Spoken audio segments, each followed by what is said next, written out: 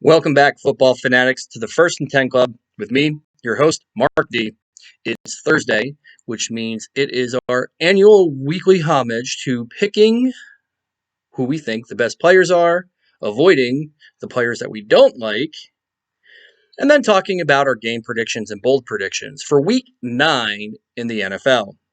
Before we get into all that, I want to talk about this past week. I had an amazing opportunity this past week, and I got to sit in on a great podcast and a special they ran, which was a mid-season review of the comings and goings of the NFL. We touched base on all 32 teams. It's a two-part series. We redrafted the first round for fantasy purposes and dished out some mid-season awards. The podcast I was on is the Couch GMs. You can find them on Twitter. You can find them on YouTube, Spotify. Just search at the Couch GMs. Great group of guys. Three friends of mine. It's a really cool show. If you guys haven't gotten a chance to check that out, I've kind of referenced them a couple of times on the show. Make sure you do. Check out our mid-season special. There's links to it on my sites. It's on Twitter. And don't just check out the mid-season special. Make sure you're checking out their show. They have a show every Thursday where they do the picks of the week, but a really cool show to check that out. So without further ado, let's get into our picks for the week. So let's start out with the players we like, and we're going to start with defenses. A lot of times we look to stream defenses. That might be a little tough this week. The three top defenses that I like for starters, really like the Texans this week. It's hard to not kind of salivate a little bit. I know the Texans haven't been great, but they do have some good defensive players on that team, and they're going up against a Jacksonville Jaguars team that might be starting a rookie that really does not have a whole lot of experience. And let's face it, I know they caught lightning in a bottle last year with Gardner Minshew.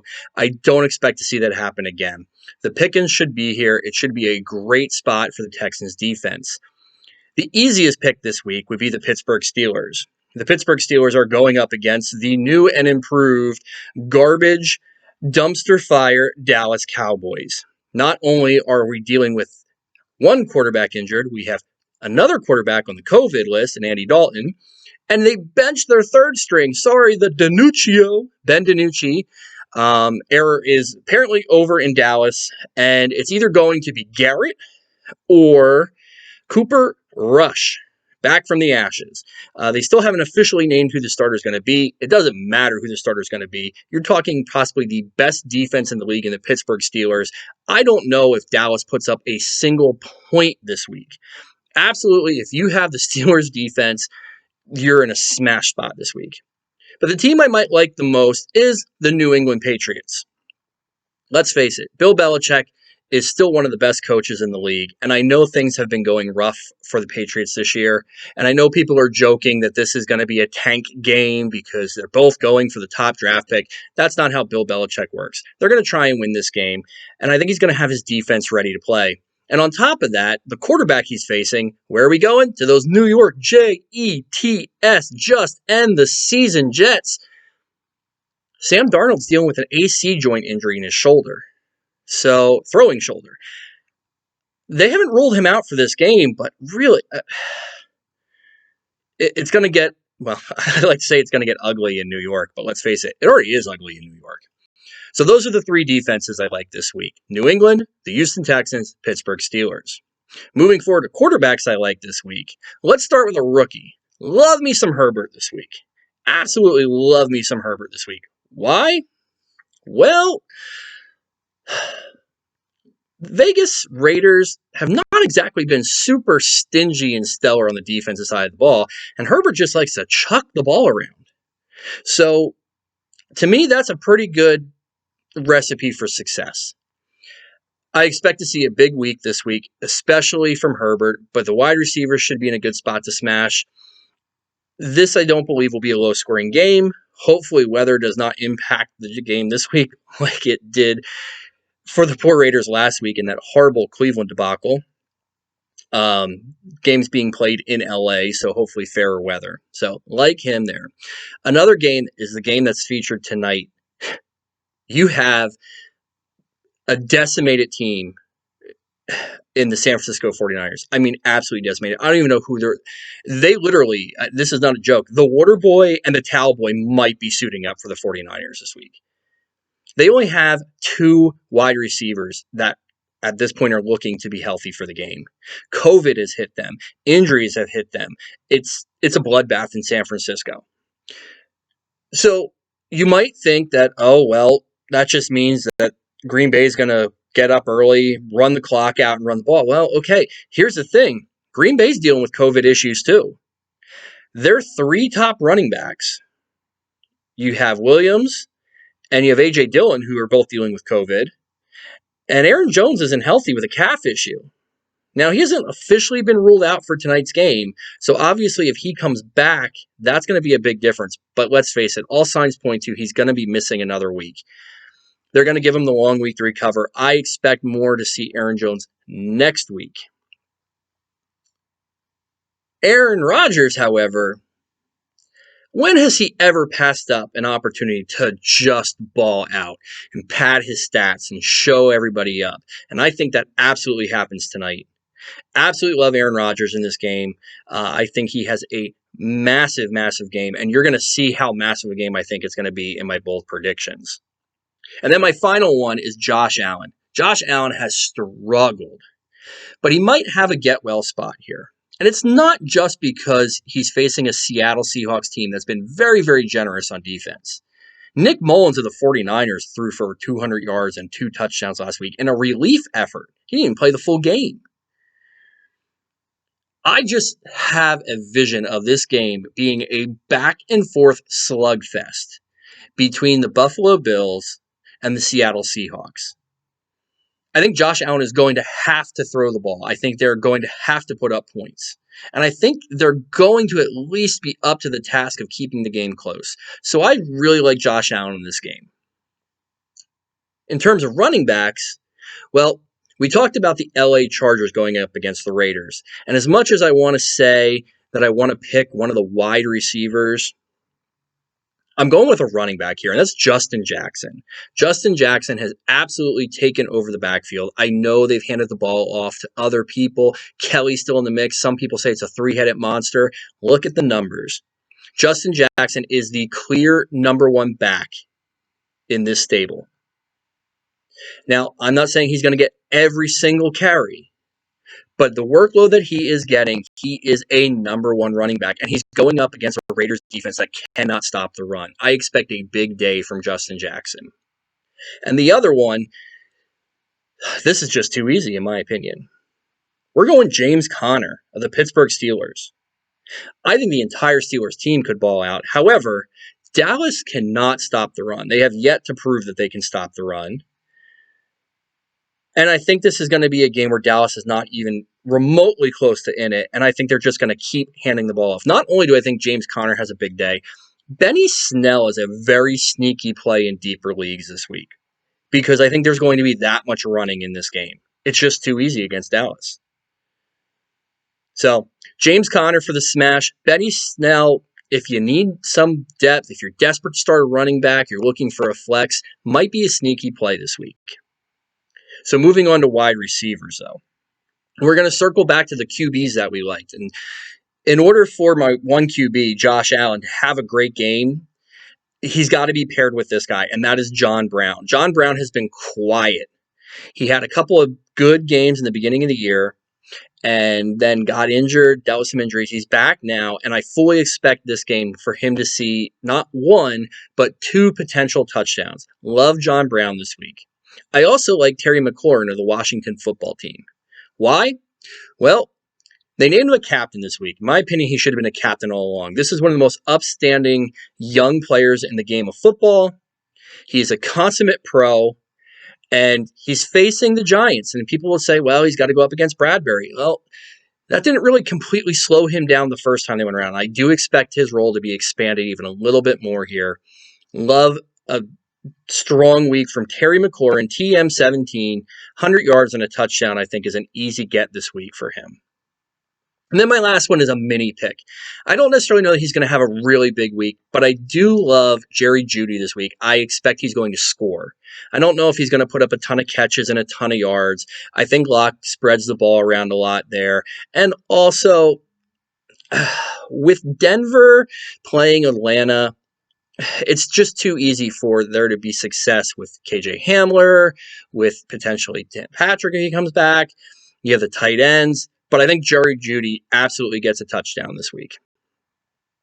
Tight ends that I like this week, well, Logan Thomas of the Washington football team. He's getting more and more involved, and he's going up against a Giants team that's pretty susceptible to tight ends. Also, kind of rolling back to the worst defense in the league, the Dallas Cowboys. I believe Eric Ebron will get a substantial amount of looks in the red zone. I think it's very easy for him to come out with maybe 1 or 2 scores. Don't expect a big receiving catches and yards day, but definitely could hawk a couple of touchdowns.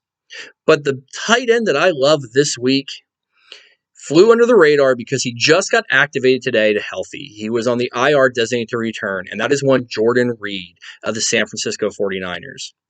And look, we've already seen this scenario play out. Why? How? Well, Jimmy G was already hurt earlier this year, and so was George Kittle. The backup quarterback came in, and the backup tight end, one Jordan Reed. Jordan Reed put up substantial numbers. I predicted back then he'd be a top 5 tight end. I'm going to do it again. He's a top 5 tight end this week because San Francisco simply has no one else to catch the ball. Jordan Reed, love it. Smash spot this week tonight on Thursday Night Football. So that's who we like this week. But as always, there's always teams that we need to avoid. There's players that we just expect to not either live up to expectations, or we just think they're going to really crap the bed. So defenses that I'm out on this week, well, the first one might surprise you a little bit. That is the Tampa Bay Buccaneers. Arguably maybe the best defense in the league, hands down a top 5 defense. They struggled a little bit against the New York Giants, and they have a tough division game coming in this week against the New Orleans Saints. Now, Drew Brees is battling an injury, supposedly, and they might get Mike Thomas back, so they might also not have Mike Thomas. So there's a lot of factors to this, but either way, I just don't see the Bucs defense being that shut down, lights out defense. Obviously, if you have them in season long, you're playing the Tampa Bay Buccaneers defense. You're not benching them. But for daily fantasy, that's not where I'm investing my money this week. Another strong defense that I'm just staying away from this week is the Buffalo Bills. Why? Well, because the Seattle Seahawks and MVP frontrunner Russell Wilson are coming into town, and I just don't see that defense slowing him down enough to make them a viable start in Week 9. Quarterbacks that I don't like this week, well, one of them has kind of surfaced and looked pretty good lately, and I think he's going to come back to earth this week against a Baltimore defense, and that is Phillip Rivers. I just don't expect him to go off this week. He had a 3-touchdown performance last week. Simply do not see that happening this week. I think it's going to be a lower scoring game. And talking about lower scoring games, sorry, but Tannehill, it's hard to start you this week. If you have to roll with him, I understand that. But for DFS purposes, going up against a stingy Bears defense, I know Drew Brees put up a good week last week, but let's face it, he's a Hall of Famer. Tannehill's not quite there yet, and I have a hard time seeing him replicating even that type of production. Running backs I'm staying away from this week, well, it's twofold. One, Wayne Gallman. Wayne Gallman actually looked pretty good against a really stout Tampa Bay defense last week. However, against Washington this week, I'm not trying to say Washington's run defense is better than Tampa Bay's. I'm not. I just don't see him having the success they're touting for him. They're making it out like all of a sudden they have found their solution to Barkley being done for the season. I just don't see it. I think Gallman's a serviceable running back, but I just don't expect him to go off this week. He'll get some yards. Maybe he scores a touchdown. And if you have to start him in a deep league or you're in a pinch, understandable, but I'm not chasing after him. And the other running backs that I'm out on, Green Bay. I don't know what's going on in Green Bay. You don't know who's going to get the rock. You don't know who they're going to depend on, or they may not lean on anyone. Let's face it, if there is one team that could throw the ball almost on every single down, it's Green Bay. I'm staying away from Green Bay running backs this week. Wide receivers, well, it's pretty simple in this one. I'm going to give you 3 teams where I am just steering clear of the wide receivers this week. That is the Carolina Panthers. Sorry, I just can't do it. I really can't.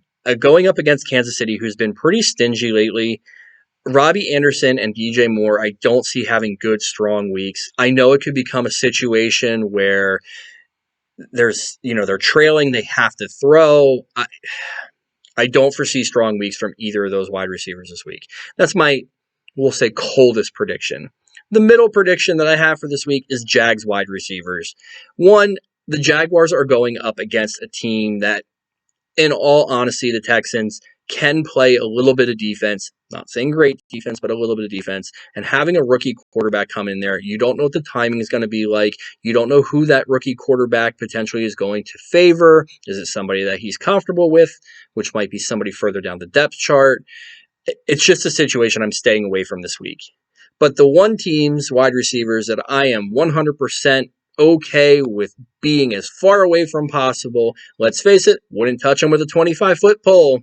That's the Dallas Cowboys. Cooper, Gallup, and as much as it pains me, CeeDee Lamb. We don't know what's going on at quarterback. The offensive line's in tatters. Zeke might have an injury, might not have an injury. I'm running. I'm running the opposite direction from Dallas right now until they can prove me otherwise. And that takes me into the tight ends. Well, why? Dalton Schultz, you're out too. You're part of that receiving core in Dallas. I know you have to say somebody has to catch the ball. I can honestly say against the Pittsburgh Steelers, I could see every offensive series being 3 and out, and that's just not something I want to invest in. And then the last tight end that I'm just not super high on this week is actually might be a surprise. He is hands down the best fantasy tight end this year, especially with injuries. That's Travis Kelce. But he's going to go up against the stud rookie, Jeremy Chinn, this week. And let's face it, Kansas City has proven it over and over again. They don't need to go to just one person. They don't need to rely on just one person. So if Travis Kelce is going to be covered, is going to have a tough matchup, it's not going to be the end of the world for them to go to one of their dozen other weapons. So I'm going to stick clear of Kelce this week for DFS purposes. Obviously, again, hear me out. If you have him in a season long or redraft or whatever, of course you're starting Travis Kelce. You don't bench the guys who got you there. Of course he is capable. He is the best tight end in the league. He still could go off for 100 yards and a touchdown. He could go off for more than that. He could also put up 3 catches for 19 yards, and that's it. So for DFS purposes, though, I like other options. To be perfectly honest, Jordan Reed. Super cheap, and I think is just going to smash. If you don't want to go, if you're not playing the full slate and you're only playing Sunday games, you have Eric Ebron or Logan Thomas. I think they're a little bit safer picks this week. So, moving on. That takes us to our bold predictions. All right, so our bold predictions this week. I told you earlier that I thought Aaron Rodgers was in a smash spot, and I was going to tell you just how much of a smash spot. Well, I think Aaron Rodgers tonight on Thursday Night Football up against the San Francisco Nuggets junior high. I don't even know. I literally don't know. Up against the team that is currently referred to as the San Francisco 49ers and whoever they can find to dress in a uniform and put out on a field, Aaron Rodgers goes for 350 yards and 3 touchdowns tonight. That's my first bold prediction. My second bold prediction is going to be regarding the Monday night game. New England versus the New York Jets. Now, I already told you that New England was one of my picks that I was high on for defense. So this bold prediction might be a little confusing. My bold prediction is the Jets lose by less than a touchdown. What does that mean? I'm not expecting a whole lot of points at all in this game. Matter of fact, I'm predicting a complete snooze fest for this game. I could honestly see this game being a 13-7 game. Maybe 15-10 game. I don't know. I just don't see it. I don't see the Jets. I know the point spreads are crazy. Any game against the Jets right now. And it's not because I think the Jets are going to keep it close. I just don't think that Patriots right now have enough weapons on offense to really blow a team out. Maybe they prove me wrong. That's why these are bold predictions. The next game that I am featuring in my bold predictions is the Bills Seahawks game. Now, again, this is a cold weather game. It's going to be in Buffalo, and it could very easily go. Weather, let's face it, lake effect snow can happen at any point in time up in Buffalo. It doesn't matter. I just don't see this game being a grinded out type of game. It seems any game that features the Seattle Seahawks, they're scoring. And I'm going to say that combined, there are 9 touchdowns scored in this game. 9 total touchdowns scored in the Bills Seahawks game. So those are my 3 bold predictions. Aaron Rodgers, 350 yards and 3 TDs. The Jets lose by less than a TD in a snooze fest on Monday night. And a combined 9 touchdowns scored in the Bills-Seahawks game. So, I started putting the rest of my picks on my Twitter page and to some of my social media accounts. But I still give you my show picks, and there's always 4. I give you my lock of the week, and if you haven't figured it out by now, the lock of the week this week is Pittsburgh over Dallas. I haven't looked at the odds yet, but I can't even imagine what the odds are right now to pick Dallas to win outright over Pittsburgh. And hey, it can happen on any given Sunday, but I would bet to stake a claim that the odds are so astronomical because you are just giving money to the house. Pittsburgh's winning this game. Absolutely. Set it up. It's a lock. Other games that I like this week, well, these are some tough picks, but I think these teams come out on top. The first one we're going to look at is the LA Chargers versus the Las Vegas Raiders. Now, on paper, you would think this is going to be the Raiders. The Raiders are coming off of a win. The Chargers are coming off of another blown lead, but it's a division game, and for some reason, with it being in LA, I just have a hunch. I think the Chargers finally get a win here. I think the Chargers pull it out over the Las Vegas Raiders. I think the Raiders are going to be an up and down team, and honestly, I think they're frauds for the rest of the season. So LA Chargers with the win over the LV Raiders, Las Vegas Raiders.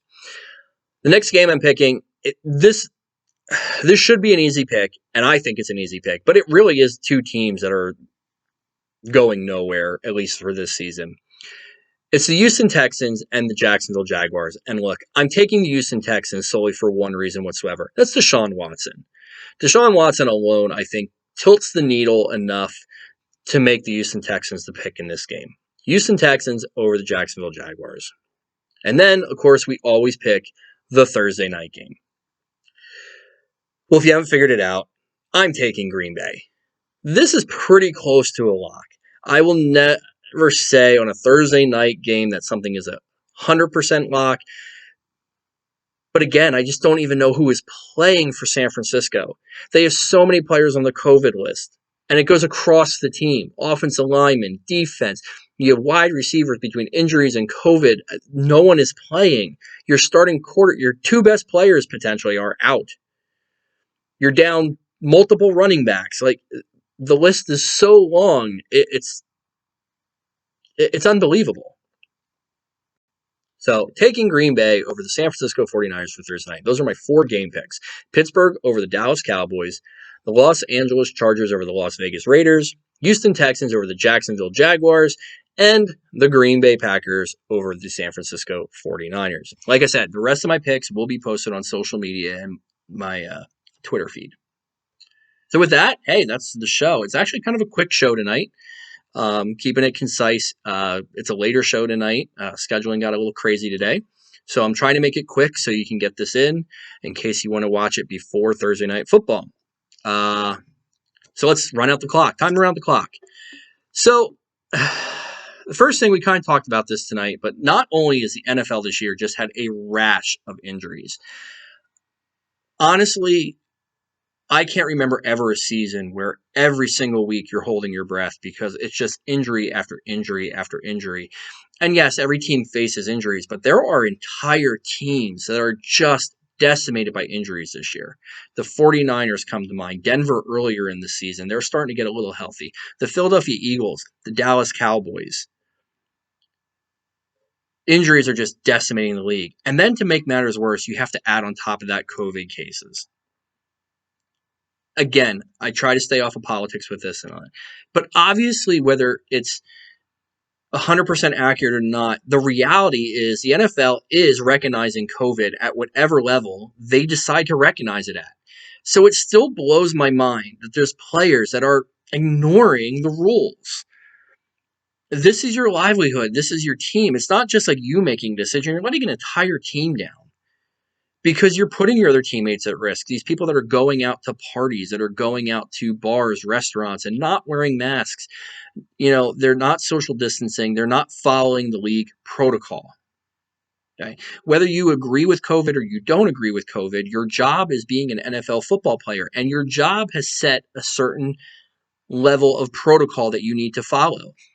In my job, whether I agree with it or not, my job sets a certain level of protocol, and if I want to continue working at that job, if I am going to respect my job, I follow it. Why can't NFL players do that? I really don't understand. But that's what we're dealing with right now. And instead, you have teams like the 49ers, due to COVID and injuries, that can barely field the team this week. And I'm glad that the NFL didn't postpone the game. It is what it is. It's a weird year. Does it end up being an asterisk year? I don't think it needs to be. But let's face it, it's going to be a little bit different. And talking about a different year, the trade deadline passed on Tuesday at 4 o'clock, and man, were we excited. We thought there was going to be deals galore. And 4 o'clock came, and it was gone. There was barely any trades made. There was an interdivision trade between the Miami Dolphins and the New England Patriots for no one special. Due to some injuries, the Miami Dolphins traded for Washington from Kansas City. Nothing special. Really, all the big names that got speculated prior to the trade deadline. Ryan Kerrigan, Ryan Anderson, Will Fuller. The Atlanta players, Julio Jones, Matt Ryan. These were names that were being kicked around, talked about. The entire defense of the Minnesota Vikings. Hell, we even heard Adam Thielen's name kicked around. It just goes to show you, don't listen to the media all the time. The media absolutely is trying to get you to click on their social media. They're trying to get you to read their articles because that's their job. But always take things with a grain of salt. GMs were reluctant to move capital to tame these players. And also with the uncertainty of the upcoming salary cap, apparently that affected things too. And then you had Romeo Crennel and the Houston Texans, who just think every single one of their players is a gold mine. And the asking price for players was just ridiculous. So, no, we ended up with not a very active or special trade deadline. It's a shame. I definitely think there could have been some movement made. And to be honest, from a fan's perspective, I would have absolutely come up with some dream scenario trades. Shake the world up. One of the first ones I would have done is in Dallas. I would have been putting one Ezekiel Elliott on the market, one Amari Cooper on the market. What type of draft capital could I get back for that? Dallas pulled off a hell of a deal once in a while, long time ago for a guy named Herschel Walker. And that trade propelled them to multiple Super Bowls. Look, Zeke Elliott has not looked right this year. Some say it's just because of the offensive line. I don't know. Amari Cooper, yeah, I'm not saying he's a bad wide receiver, but the fact of the matter is Dallas is in cap hell. Those are some pretty hefty cap numbers. So that is just one team that I thought would have been, primed to move some players. Washington, my team, I thought absolutely would move some people. Really, I thought they were kind of the ones that was on the fringe. I could have actually seen them moving players, trading some players away, and bringing some players in. They have some depth in certain areas, and they're, need some help in others. So, needless to say, hindsight is 20/20. It's gone, it's past, and, well, it is what it is. And then last but not least, my final kneel down. As I said at the beginning of the show, I did a great collaboration with the Couch GMs and their mid-season special. Thank you again, guys, for having me on the show. I had a blast.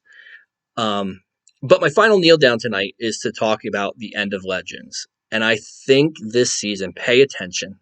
Pay attention the second half of 2020 because you very well may be seeing the end of some Legends. There are just some quarterbacks that, one, I think deserve more recognition than they get. A Ryan Fitzpatrick, for instance. Look, I think he's going to become a phenomenal coach in the NFL one day. But he might be getting the end of, a run. We make fun of Frank Gore all the time for being on the Jets, and I think he's 38 years old now. It might be the end of it, but it doesn't take away from the fact Frank Gore is going to go down. He's a Hall of Famer, in my opinion, for sheer stats alone. But he's going to go down as one of the best running backs to ever play the game. Are we looking at possibly maybe the last year for Drew Brees? I don't know. I'm not saying that these are definite, end of careers, but they're getting their twilight years. Phillip Rivers, and these are the people that were the faces of the league. And we're starting to see the changing of the guard. So enjoy it while you can. Enjoy it while you can. Adrian Peterson's another one in Detroit. You're going to start to see these players bow out. And once they do, it's gone. And these are great players. These aren't people, they might not have what they did once before, but they're still great players. They're great ambassadors for the game. So take advantage of it while you can.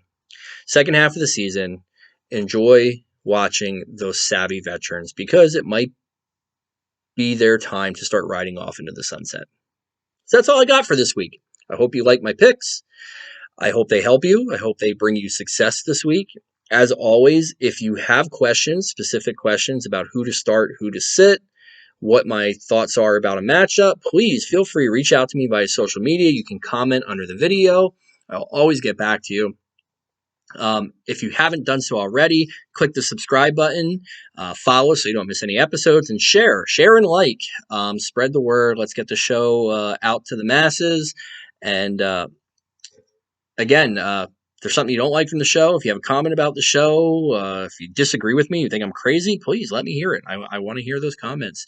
But with that, I'm Mark D for the First and 10 Club. Let's go football. We'll see you Tuesday for the recap.